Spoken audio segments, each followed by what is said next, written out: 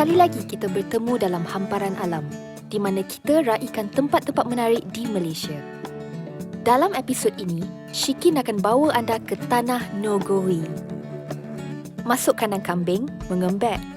Masuk Nogori 9, cakap Nogori lah kita.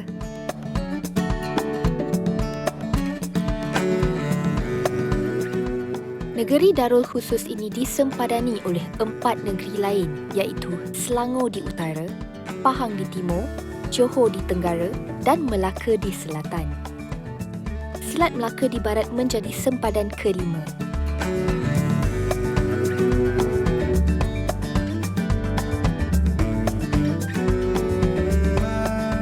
Kita akan bersama menerokai destinasi alam semula jadi seperti Gua Batu Maloi, Gua Pelangi dan Jeram Berungut. Tidak ketinggalan juga tempat-tempat bersejarah seperti tapak megalitik dan makam Tuan Tulis.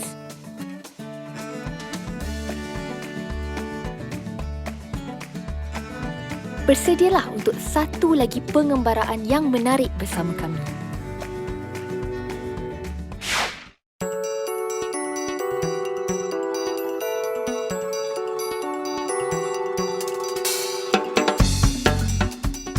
Terletak di antara Bahau dan Seremban, pekan kecil ini merupakan salah satu daripada 7 daerah di Negeri Sembilan.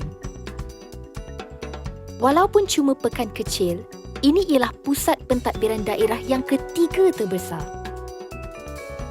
Satu pekan tua yang telah lama menjalani kehidupan harmoni antara pelbagai kaum, termasuklah kaum-kaum peribumi di sini. Selamat datang ke Kuala Pilah.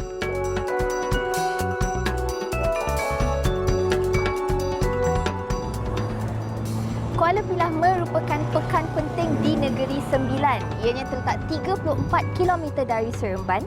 Kuala Pilah pernah menjadi pusat pemerintahan Negeri Sembilan sebelum Seremban. Kalau penonton nak tahu, Kuala Pilah mendapat nama daripada Sungai Pilah, di mana Pilah itu berasal dari perkataan Pilah Buluh. Kenapa buluh? Ianya disebabkan kawasan ini terdapat banyak pokok buluh, di mana buluh dijadikan sebagai peralatan kegunaan di rumah pada suatu ketika dahulu. Tahukah anda, daerah Kuala Pilah terdiri daripada 250 kampung tradisional, 7 buah kampung baru, 14 buah kampung orang asli dan 1 kampung Felda. Kepadatan penempatan yang lebih kurang sama dengan kepadatan kawasan perumahan di Ampang.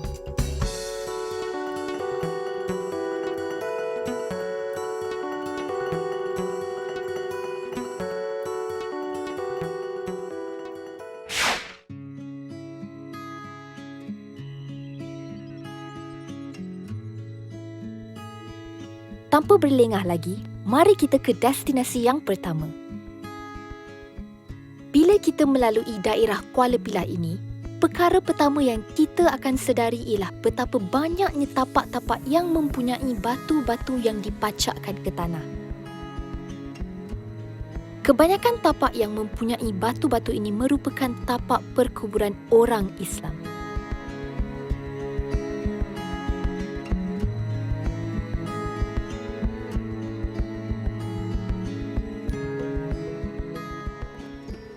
Tapak ini mengandungi beberapa siri batu megalitik yang merupakan istilah teknikal bagi batu hidup dan dipercayai ini adalah saki baki daripada struktur yang lebih besar yang dibina beribu tahun atas tujuan pemujaan spiritual. Tetapi kemudian batu ini telah diambil dan dijadikan batu nisan setelah Islam diterima sepenuhnya.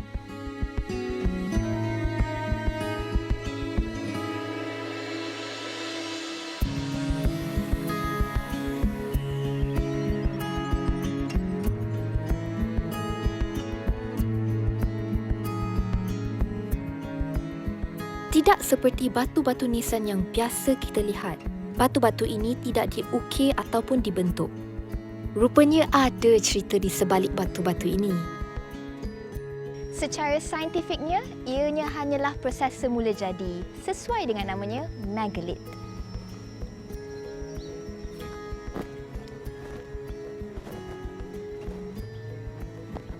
Beberapa tahun yang lalu, kita telah dilanda dengan fenomena di mana penduduk tempatan telah melaporkan bahawa batu nisan ini membesar dan ada yang mengaitkan ianya dengan unsur-unsur mistik.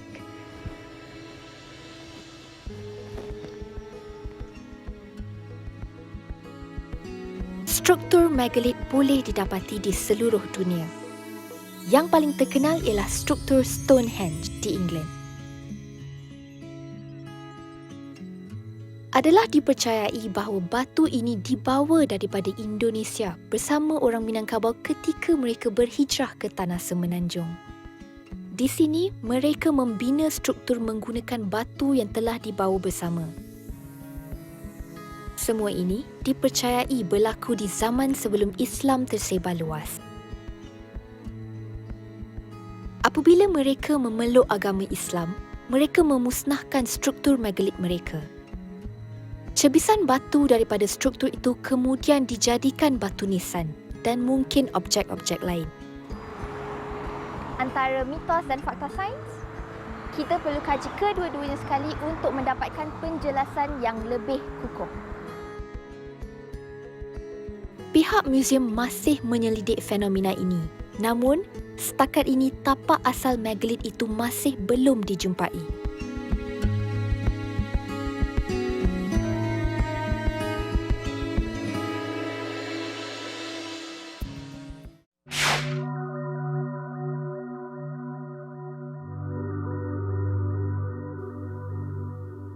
Lebih kurang 10 km dari Pekan Kuala Pilah, di Kuala Talang berdirilah satu makam peringatan seorang ahli agama dan wali Allah yang terkemuka.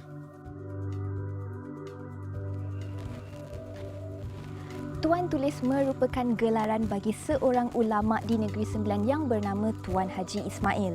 Dilahirkan pada tahun 1860-an dan meninggal dunia pada tahun 1923, beliau berasal dari kampung Kuala Talang, Kuala Pilah, Negeri Sembilan.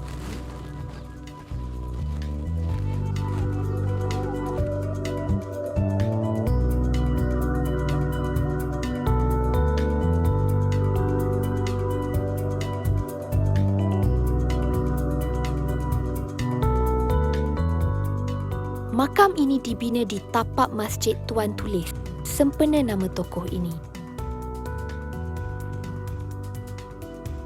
3 tahun selepas beliau meninggal dunia, almarhum yang di-Pertuan Besar Negeri Sembilan Tuanku Muhammad telah mengarahkan agar dibina makam peringatan ini untuk memperingati dan menghargai pengorbanannya.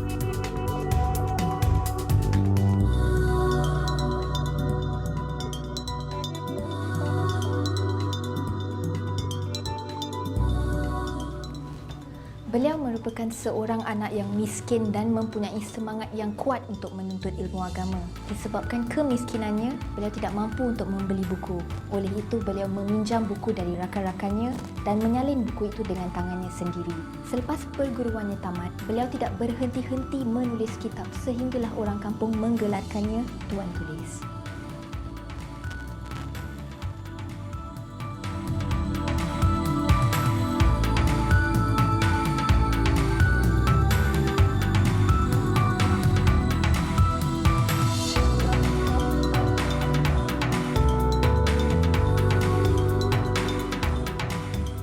Semua penulisan Tuan Tulis dibuat pada pertengahan antara tahun 1860 hingga 1922. Pena yang digunakan dibuat daripada bilah segar kabung, manakala dakwatnya ialah campuran arang para dan getah limau kasturi.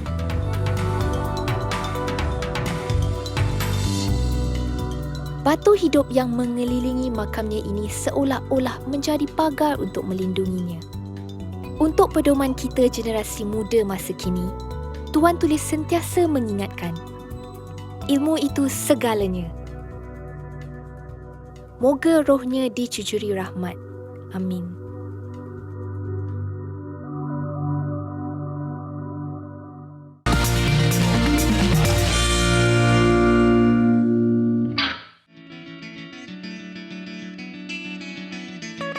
Destinasi seterusnya ialah Gua Batu Maloi.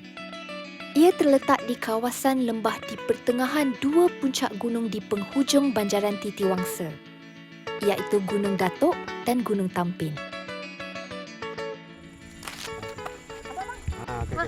Kru. Okay, sekarang ni kita nak buat apa? Sekarang kita ni nak masuk Gua Batu Malu. Okey. Sekarang kita masuk Gua Batu Malu ini. Sekarang ada tempat-tempat yang kita perlu nak bagi tahu lah. Tempat-tempat yang kita perlu bagi tahu. Nanti di situ nanti sekarang kita nak bercerita pun tak ada dia punya apa? Tak ada bukti tak lah. ada bukti. Sekarang kita pergi tempat tu lah. Kita akan ceritakan benda tu. Baru kita dapat dia punya apa yang dikatakan Batu Malu, apa yang dikatakan Gua Kelawar, apa yang dikatakan Gua Perahu tu. Gua Perahu Layar tu. Okey. Jom kita jalan. Jom ikut. Okey.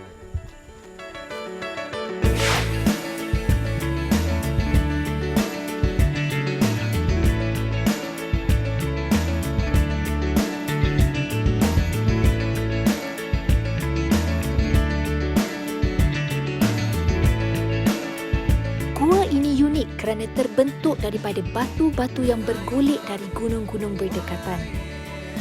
Maka terhasillah laluan di celah-celah batuan ini.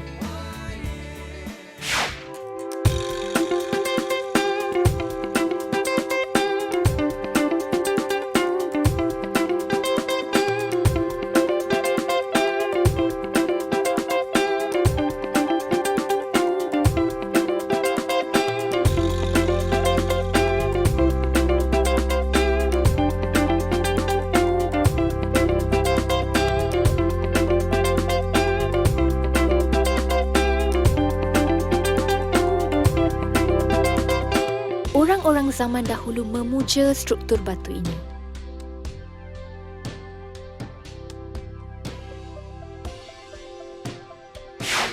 Zaman dulu, kalau kita buat kenduri kahwin ni,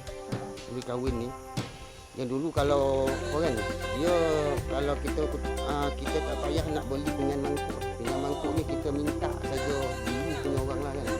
Dulu punya apa yang tak ada, pinggan makan apa, periuk, kuali belangu semua tu. Dulu sekarang bondo ni ada perjanjian dulu sebenarnya. Kalau dia bagi pinjam, dia kata macam mana? Kalau dah pecah, jangan ditukarkan bondo yang luar ni penuh. Pulangkan balik yang pecah tu. Tapi disebabkan orang ni nak apa?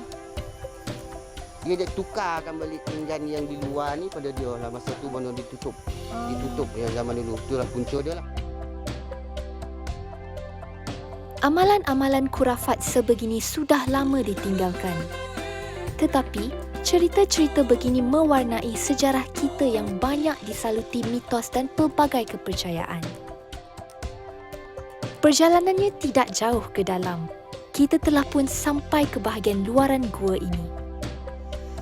Okey Sikin, sekarang kita dah sampai ke pintu Gua Kelawar, iaitu Gua 5 yang dicakapkan yang banyak yang ada di dalam ni, spesies yang ada di dalam ni. Okey, sekarang kita masuk ke Gua 5 ni.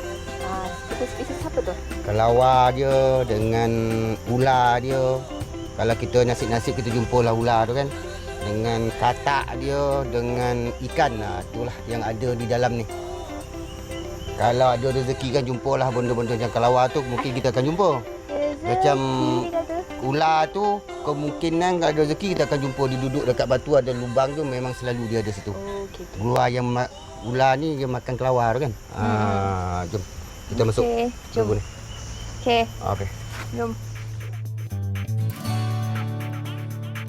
Nama Batu Malu ini juga mempunyai mitosnya sendiri. Ianya ialah sebuah kisah cinta antara seorang peribumi dengan seorang puteri bunian. Di gua inilah mereka hidup bersama dan kerana inilah ramai orang zaman dahulu datang memuja batu ini.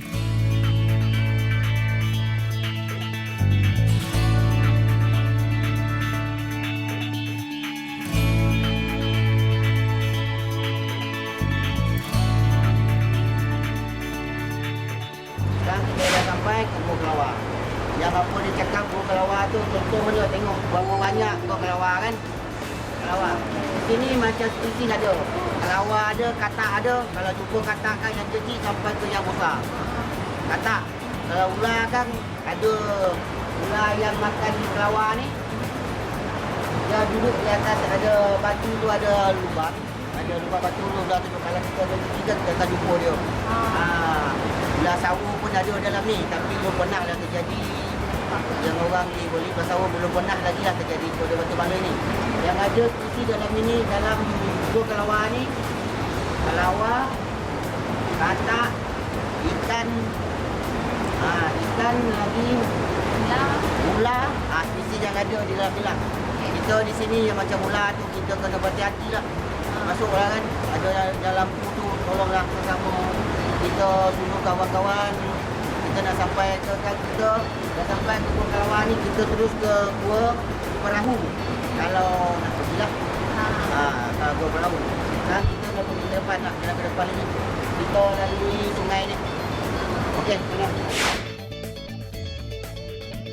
Shikin melangkah masuk ke dalam dengan harapan dapat menerokai laluan bawah batu ini. Tetapi bila melihat betapa sempit dan gelap keadaan di bawah sana, Shikin tidak yakin mampu meneruskan eksplorasi ini.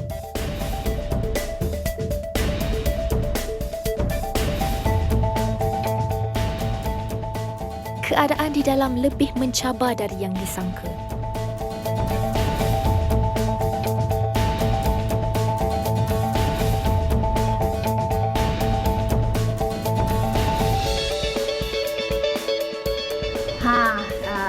Sebenarnya saya dan beberapa kru tak masuk ke dalam sebabkan saya takut kelawar. Lepas tu air kat dalam tu pun macam laju. Jadi kalau nak jalan dalam tu kena apa orang kata, kena ada tenaga yang banyak. Nak tolak diri lagi-lagi kalau orang yang berbadan besar mungkin sikit.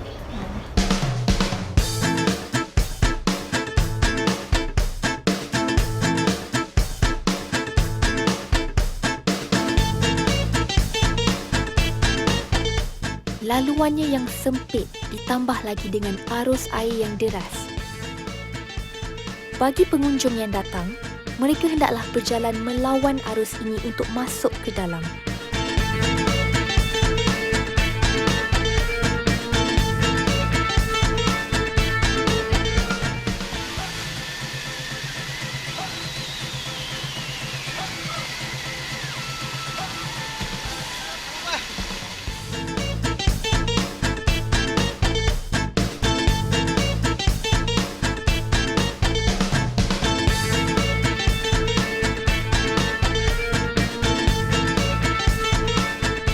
Shikin dapat rasakan keterujaan dan keseronokan bila melihat rakan-rakan meneruskan perjalanan mereka.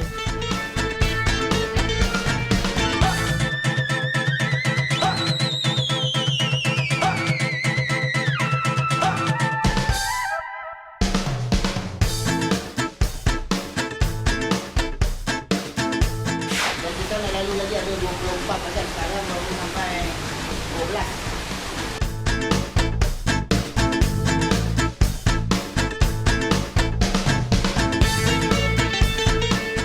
Halangan demi halangan diatasi.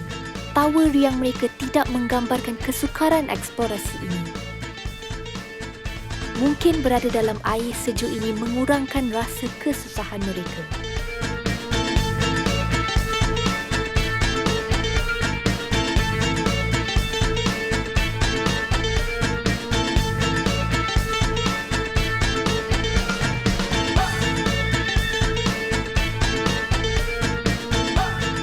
Mereka mengambil masa 20 minit untuk menghabiskan perjalanan merentasi sungai bawah tanah ini. Nak masuk gua ni mesti memerlukan guide. Sebab simpang yang kita tengok tadi, macam kita nak masuk ke Batu Buddha. Tengok abang tadi dah terlangsung tempat lain. Kan? Tengok tu, kau relax dulu, mana abang nak cari. Ada tempat lagi ya kan? Macam tu lah. Kalau kita tak gunakan guide, ada satu orang tu hari, dia bawa 30 lebih orang. Dia keluar pukul 6. Dari pukul 8 pagi, dia tak keluar lagi. Pukul 6 dia keluar. Dia baru 2 kali, 3 kali masuk, dia dah nak bawa orang. galas tak lepas. Jadi pengunjung marah pada dia. Walaupun Shikin tidak berani untuk melakukan aksi ini, Shikin pasti ramai di luar sana yang berani dan mahu mencuba. Cadangan Shikin, anda semua mesti cuba.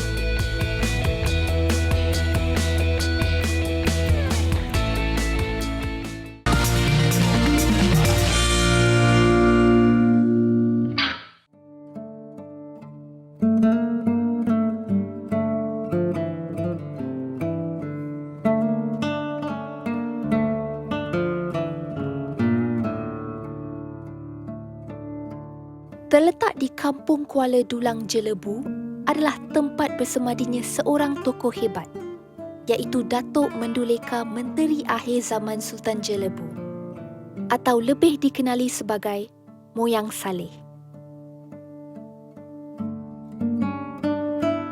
Jasanya terhadap penduduk di sini sangat besar, di mana dia merupakan undang Jelebu yang pertama. Dalam peristiwa memutus tali ke Johor, Moyang Saleh berserta 4 orang sahabat telah membuktikan kepahlawanan mereka di hadapan Sultan Johor pada ketika itu.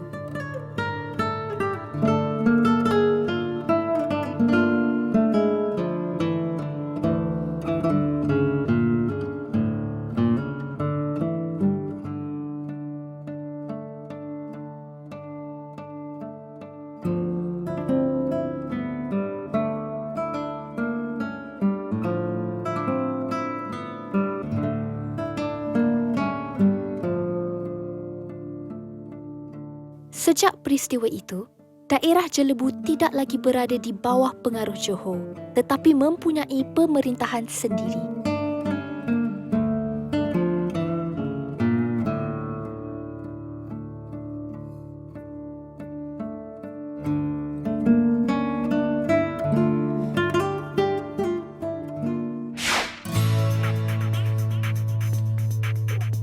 Kita teruskan ekspedisi kita.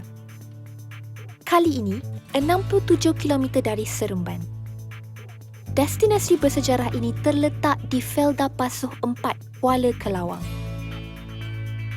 Di sini nanti, kita akan merentas masa ke 14,000 tahun dahulu, ke era Paleolitik. Assalamualaikum, Kakak. Kak Lini kan? Ya, Okey, Kak Lini. Hari ini kita nak buat apa? okay, hari ni kita akan pergi melawat ke tapak excavation arkeologi di Kubur Pelangi. Okey. Perjalanan sejauh 4.3 km daripada Kampung Pasir 4. Jalan kaki ke? Kita akan menaiki pacuan 4 roda. Okey, alhamdulillah. Okey, sebelum kita pergi. Okey, jom kita gerak. Jom.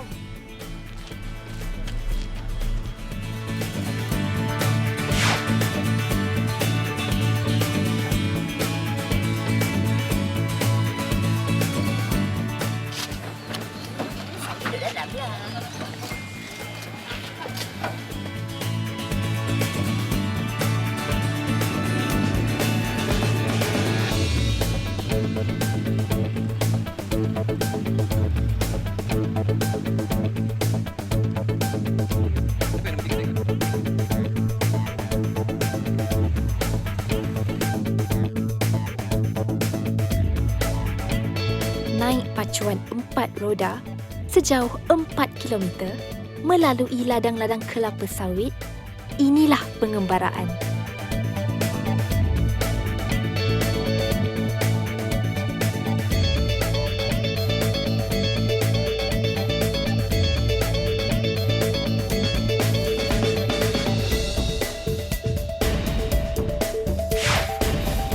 Bila dah sampai ke tapak arkeologi Gua Pelangi, kita tak dibawa masuk terus. Sebaliknya, semua pengunjung dikehendaki melakukan senaman. Satu pengalaman yang unik, keseronokan menjadi keterujaan. Kita bersenam dulu ya. Kalau saya tunjuk pesan, semua kena buatkan semangat. Jangan kira sekali tau. Okey, okey. 1, 2, 3, 4, tukar. 1.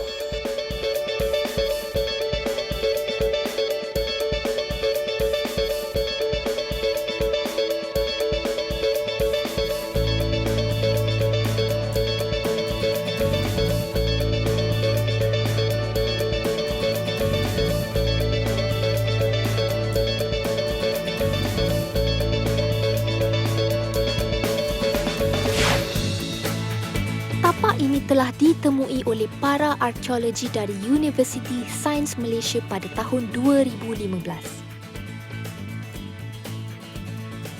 Di antara artifak-artifak yang dijumpai ialah 20 jenis alat batu dan lebih daripada 50 kilogram sisa makanan. Tapak excavation ni dikorek 1 cm sebanyak petak ni sebab yang gali ni adalah 13 orang. 13 orang macam tu lah. So kedalaman yang kami gali ni antara yang benar adalah 2.5 meter lah. Masa kami gali tu dia akan, bila kita strike kita akan nampak beza tanah kan. So antara beza berapa tahun ke berapa tahun. Jadi sebab dah 3 tahun. So tapak ni jadi tercemar sikit lah dengan air. So nanti kami kena bersihkan semula lah untuk pasal kita jadikan mula. Berapa lama nak siap semua pasal?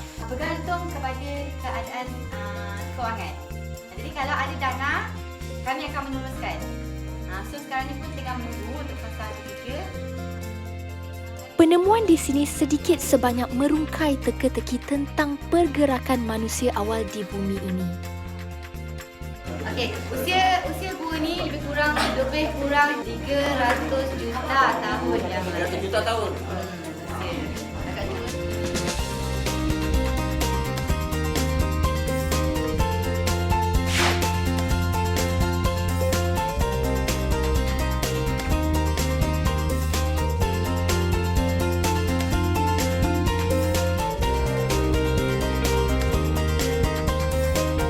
Menurut mitos penduduk tempatan, gua ini ialah sebahagian daripada satu kota lama yang diberi nama Kota Gelami. Syikin harap penyelidikan yang berterusan di sini akan membongkar rahsia yang lebih besar.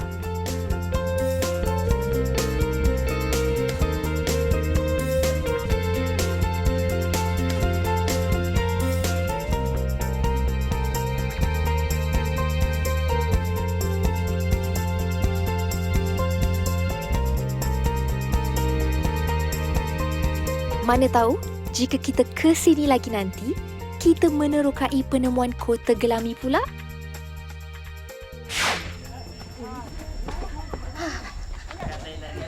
Okey, Kak Dini. Saya nak tahu sebelum ni akak kerja apa? Sebelum ni saya bukan bekerja dalam bidang hutan ataupun arkeologi ataupun geologi. Tapi sebab jiwa saya dekat dengan hutan. So bagi saya dengan alam hutan kita mampu untuk generate rezeki. Maksud saya rezeki lah dengan menjalankan aktiviti yang boleh membantu penduduk setempat untuk dapatkan sebuah pendapatan lah. Selain daripada berfungsi khazanah-khazanah alam yang ada kat sini. Faham? Sebenarnya Kak, macam untuk tapak Gua Pelangi ni kan, apa yang ada dekat dalam yang boleh menjadi produk pelancongan? Dengan adanya penemuan peralatan ataupun penemuan zaman Paleolitik, zaman prasejarah lah. Jadi penemuan ini dapat membantu dunia luar untuk guna data. So bila dikenali sebagai boleh dikenali sebagai satu produk pelancongan lah untuk orang datang melawat ke tapak zaman Paleolitik lah. Dengan adanya penemuan artifak. So far belum ditemui lah rangka manusia. Belum lagi lah. Sebab kami memerlukan next fasa yang seterusnya untuk melanjutkan kerja kami. Faham? Okey, soalan terakhir. Apa harapan akak untuk tapak? Disebabkan tapak ni adalah antara gua batu kapur yang paling selatan di Malaysia ditemui dan antara yang pertama ditemui di Negeri Sembilan. Ini membantu jugalah untuk Negeri Sembilan dikenali sebagai satu produk pelancongan berasaskan arkeo pelancongan. Okay. Jadi saya berharap agar fasa kajian excavation arkeologi ni dapat diteruskan. Jika dapat diteruskan, mungkin ada penemuan-penemuan yang lebih baiklah. Sebab kami baru dalam tempoh fasa yang kedua dari pihak universiti terpaksa penyelidikan arkeologi global terpaksa berhenti kerana kekurangan dana. Dan kami berharap pihak kerajaan Negeri Sembilan juga boleh menyumbang dana untuk teruskan lagi. Sebab apa yang ada di sini sebenarnya berasaskan ilmu dan saya tak rasa kita membantu anak-anak muda yang masih ada energi untuk mendekatkan diri dengan alam untuk mendapatkan ilmu. Faham? InsyaAllah.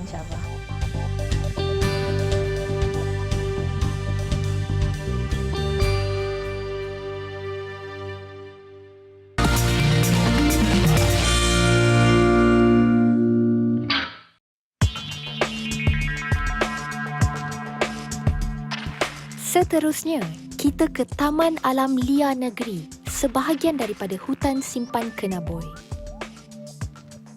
Jaraknya dari Kuala Kelawang ialah 45 km.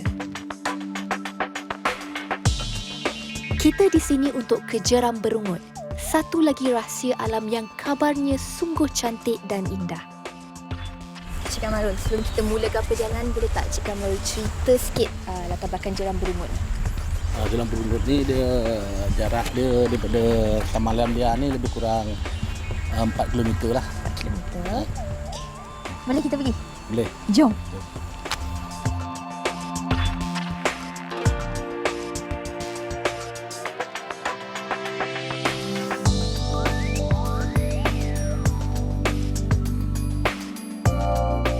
Mula-mula kita akan mengikut trek darat yang akan mengambil masa lebih kurang 20 minit untuk ke checkpoint pertama.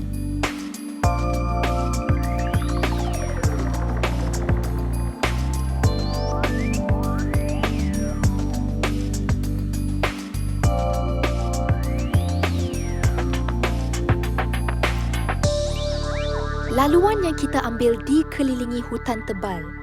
Tetapi Syikin perasan ada bekas tayar pacuan 4 roda di sini. Bermakna ada pengembara yang sering mengambil laluan ini. Tak pasti sama ada ini dibenarkan di sini ataupun tidak.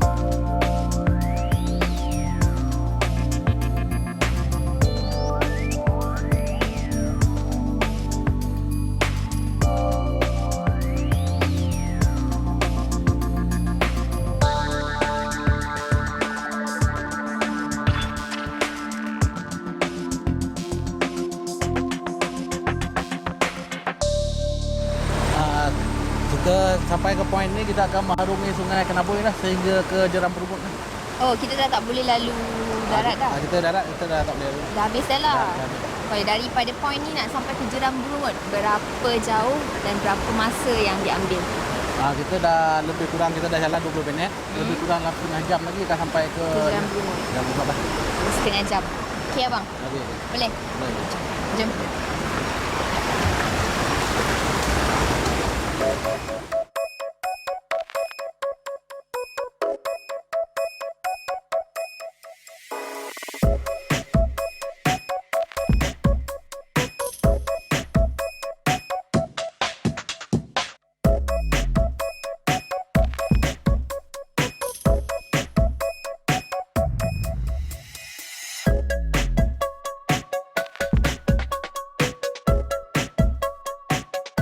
Selepas checkpoint tadi, kita akan mengikut laluan sungai untuk sampai ke Jeram Berungut.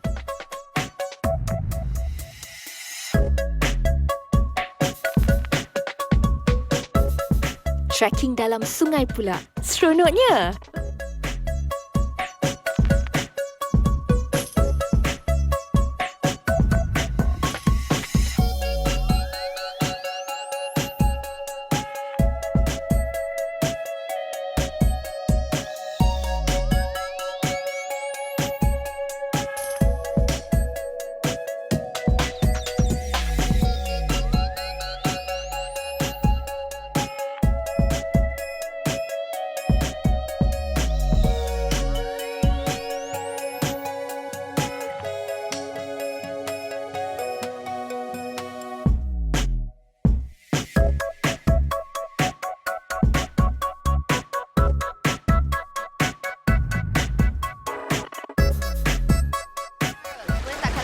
Cerita sikit macam mana kalau pengunjung nak datang ke sini?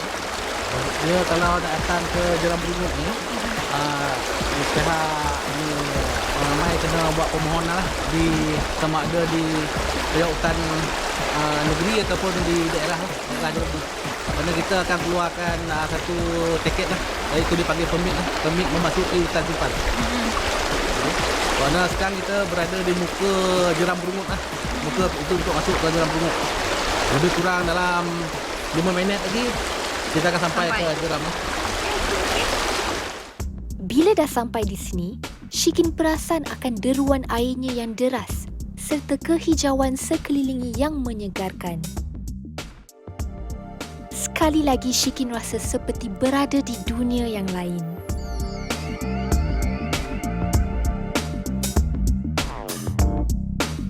Di tengah jeram ini, kita harus berenang melawan arus yang kuat untuk ke sebelah sana.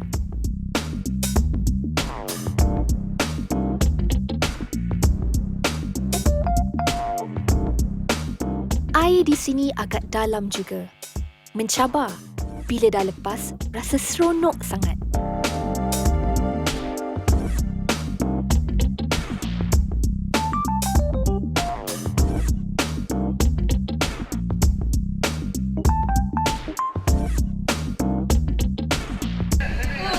Mencabar tapi best. Lihat saja betapa deras airnya. Shikin dan rakan-rakan menghabiskan sedikit masa untuk bermandi-mandi di sini.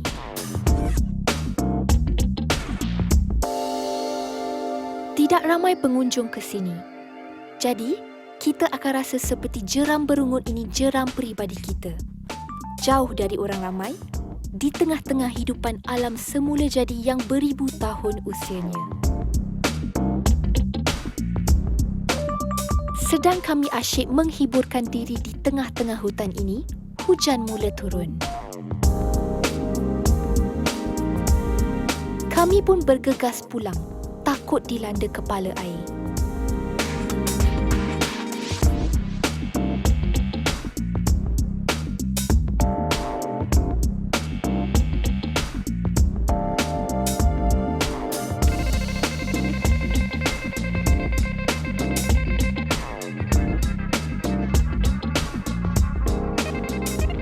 Jeram Berungut ialah destinasi yang wajib diterokai, terutamanya oleh mereka yang meminati pengembaraan alam.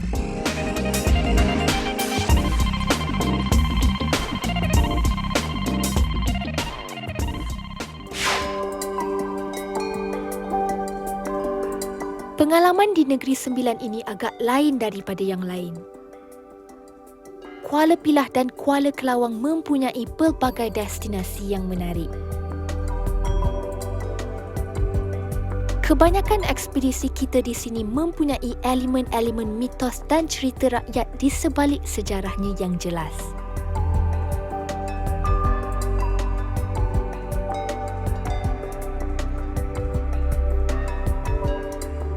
Banyak destinasi menarik di sini yang tidak diketahui ramai. Shikin harap sorotan hamparan alam kali ini dapat memperkenalkan tempat-tempat sebegini kepada lebih ramai orang, terutama di kalangan generasi muda.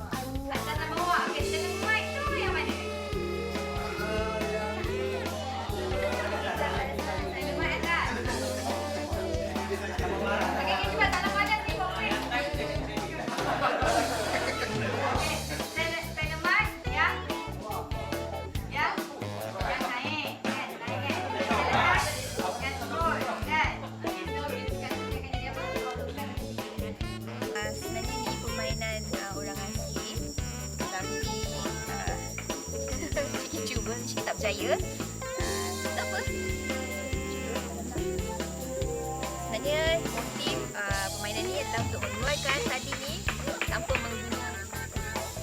membuat apa-apa pun. Bermakna tak boleh potong, tak boleh bakar.